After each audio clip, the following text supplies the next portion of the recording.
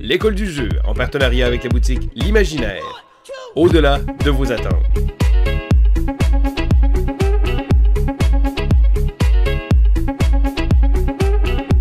Bonjour et bienvenue à l'école du jeu, mon nom est Sylvain et c'est le temps du quoi de neuf du mois de mai. Alors le mois de mai, contrairement à JP, n'a pas été un mois nécessairement le pire mois de l'année. Ça a même été un bon mois, un mois très agréable où j'ai pu faire plein de belles découvertes ludiques.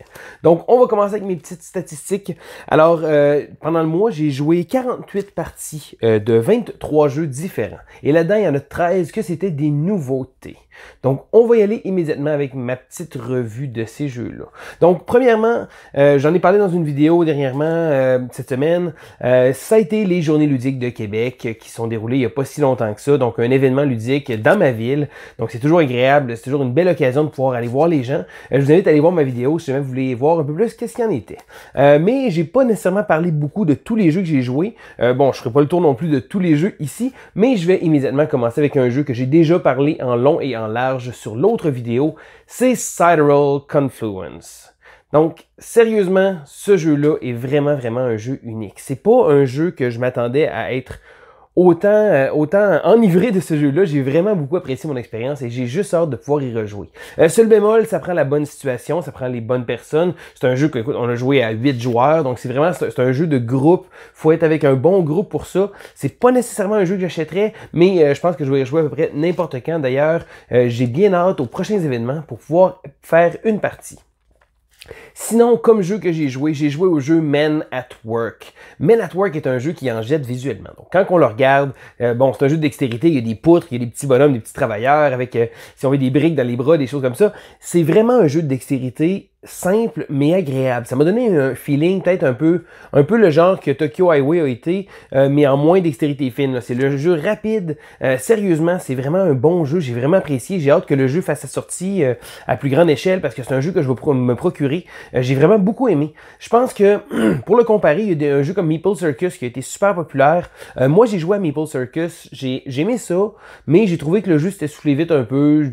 Je sais pas, il y a quelque chose qui cliquait pas. J'ai fini par vendre ma copie. Mais Men at Work est vraiment un jeu que je pense qui pourrait sortir et qui serait très agréable avec un paquet de gens différents. Puis encore une fois, comme vous voyez les images, c'est un jeu très beau puis ça fait tourner les têtes quand on le voit. Sinon, on a joué des jeux de groupe, bien entendu. C'est l'occasion pour ça, on a joué à Insider. Insider est un jeu de questions très rapide. Donc, un joueur va voir un mot. Là-dedans, il y a comme une taupe, si on veut, qui est l'insider, qui va savoir le mot aussi. Mais là, tous les joueurs vont devoir poser des questions au maître de jeu, celui-là qui sait le mot, pour pouvoir essayer de le découvrir. Donc, des questions oui ou non, est-ce que c'est vivant, est-ce que c'est plus gros qu'une maison, des choses comme ça.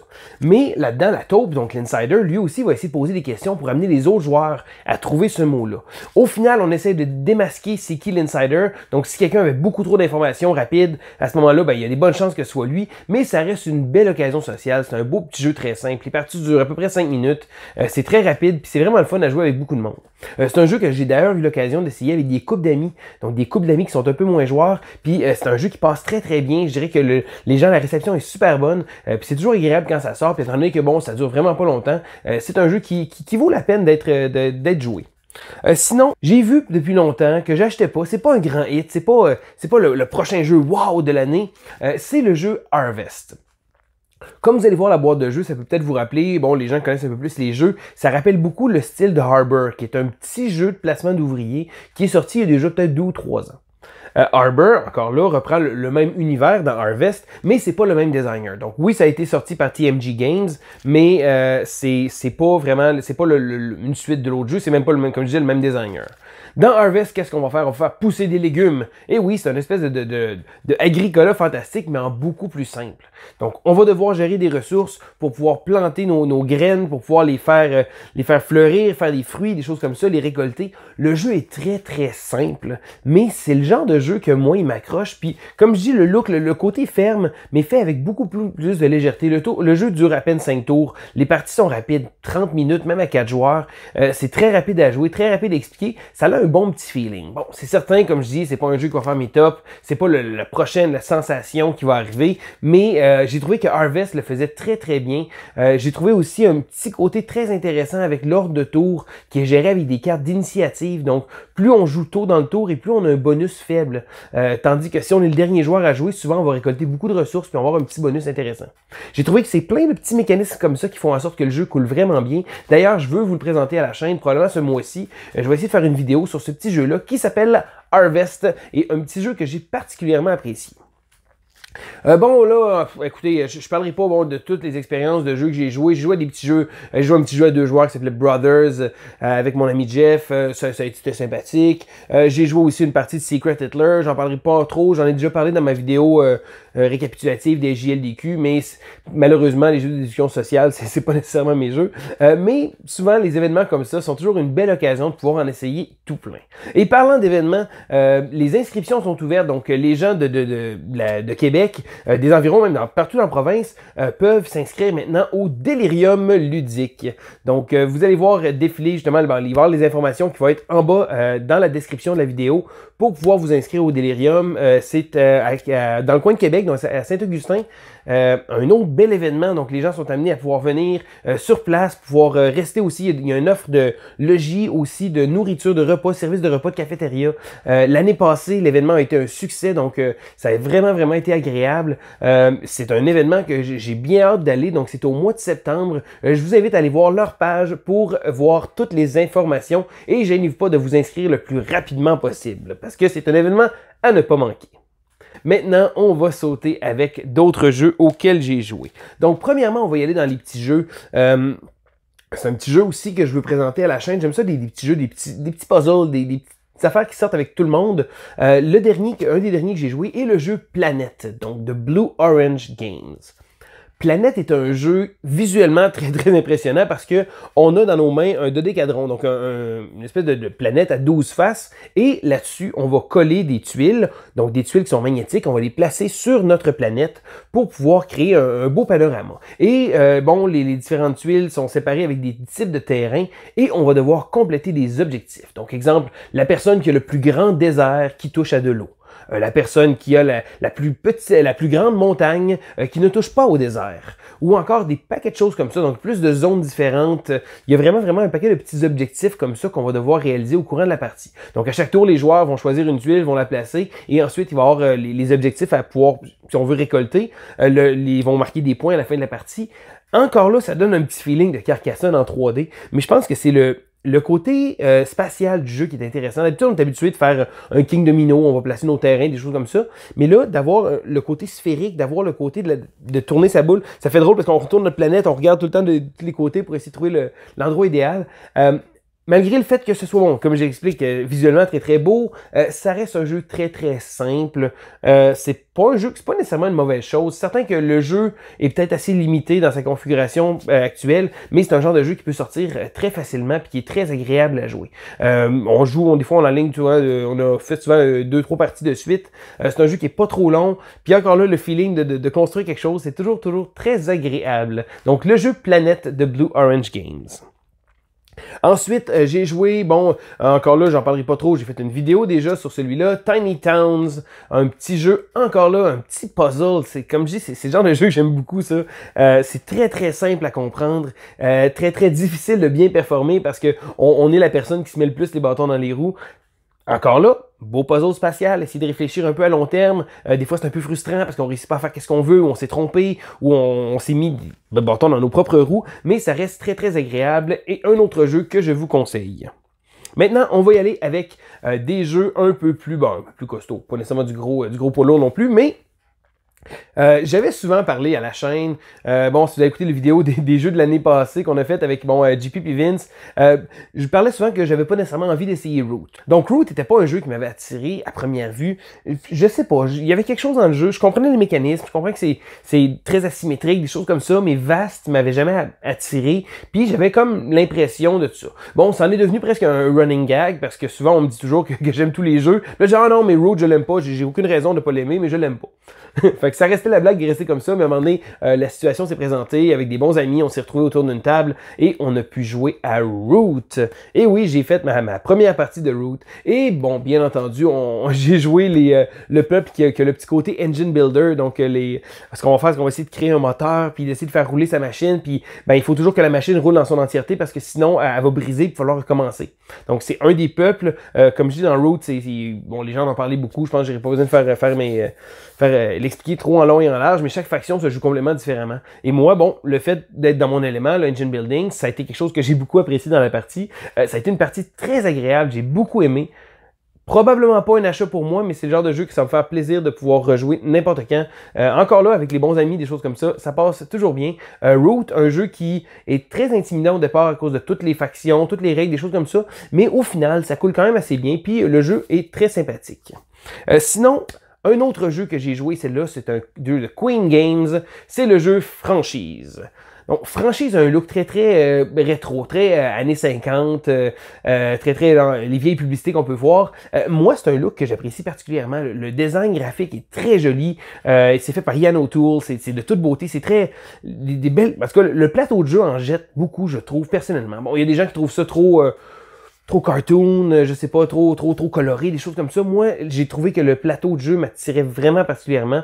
Et bon, Franchise, en gros, c'est un jeu de majorité. Donc, ce qu'on va faire, c'est qu'on va contrôler une franchise et on va devoir s'étendre. Donc, dans différentes villes, aller porter dans notre franchise, que ce soit un fast-food ou un garage, des choses comme ça. Tous les joueurs ont leur petite franchise qu'ils vont devoir exporter. Bon, OK. Côté thème, je me demande qu'est-ce qu'un stand à hamburger va faire comparé à un mécanicien, puis les deux s'établir dans la ville, il y a de la place juste pour un des deux. C'est un peu bizarre, mais bon, on va laisser ça de côté. Ça reste que Franchise est un jeu très agréable. Mais comme les jeux de majorité, des choses comme ça, parce que au final, quand on va avoir placé assez de franchises dans différents secteurs, les secteurs vont marquer des points, des choses comme ça. C'est un jeu qui gagne à être joué à beaucoup de joueurs. Donc, 4-5 joueurs, probablement, c'est dans ces eaux-là.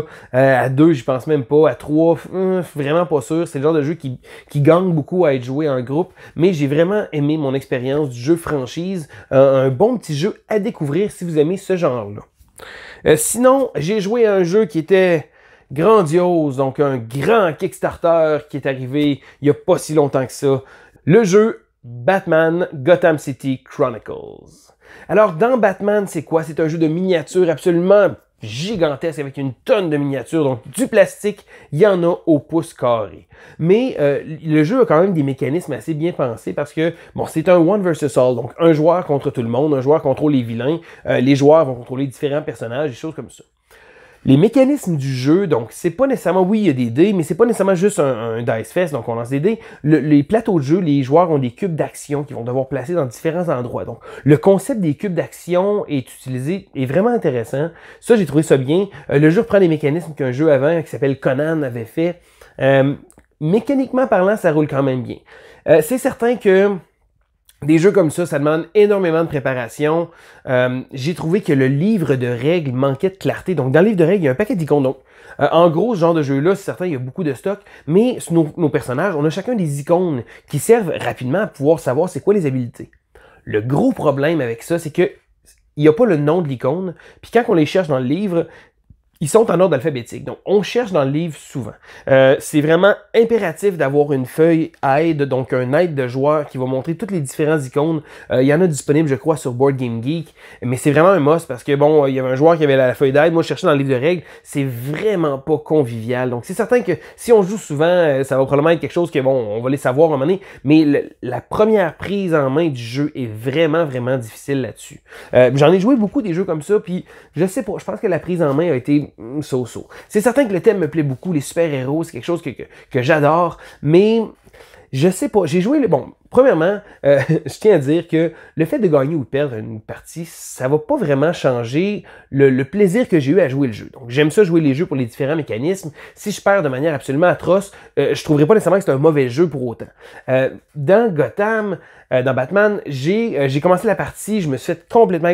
Je commence avec un vilain, j'avais Bane, j'avais mon super méchant, premier tour, mon super méchant n'a pas eu le temps d'agir, mon super méchant est mort, donc il a été retiré du jeu et je l'ai pas eu de la partie. Donc Donc déjà, ça fait un petit froid, mais bon, ok, on va jouer le jeu quand même. Je sais pas, je dirais qu'au départ, ça a vraiment mal été. C'est certain que des jeux comme ça, puis je suis pas un gars qui est allergique aux dés. J'aime ça brasser des dés, j'aime ça rouler, j'aime ça. Ça me dérange pas du hasard, mais là, j'ai trouvé que à trop d'occasions, il n'y avait pas assez de façon de mitiger le hasard, puis ça fait en sorte de me donner une expérience un peu carrée. Au final, dans ma partie, après ça, ça a mieux été. J'ai fini par gagner même, malgré un départ vraiment désastreux qui m'a fait mal pendant plusieurs tours.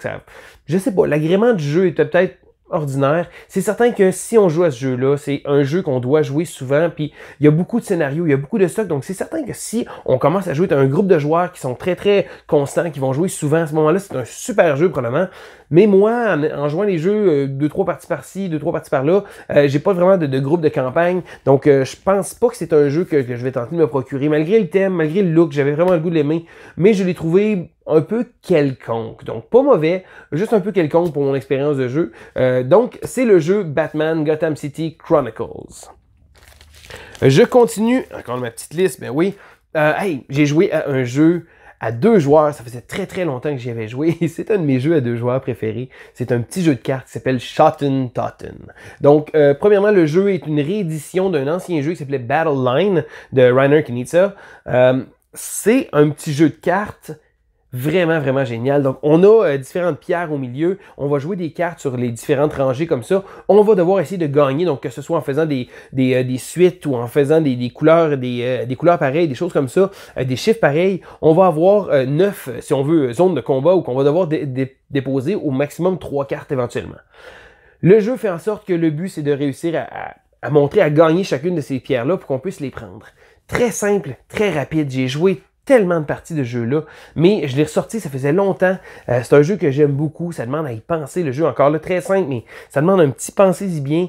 Shotten Totten est vraiment, vraiment un super bon jeu que je conseille si vous le connaissez pas. Donc c'est un jeu un petit peu plus vieux, mais c'est pas nécessairement parce que c'est vieux que c'est désuet. Sérieusement, j'ai toujours autant de plaisir à jouer à ce jeu-là. Bon, après ça, je vais là en vrac un peu là, rapidement, là, sans m'éterniser. Je jouais des petits jeux que j'ai déjà parlé. Draftosaurus, c'est vraiment un super jeu. J'en reparlerai pas encore une fois. C'est un jeu qui passe partout, qui est vraiment génial. Sérieusement, un super thumbs up pour Draftosaurus. Sinon, j'ai rejoué à Pixel Tactique. Pixel Tactique, un jeu que j'apprécie beaucoup, un jeu à 2 joueurs de cartes. J'ai envie juste d'y jouer plus. Ça donne moins souvent, mais sérieusement, le petit look 8 bits, donc Pixel, c'est vraiment super. Un bon petit jeu de duel.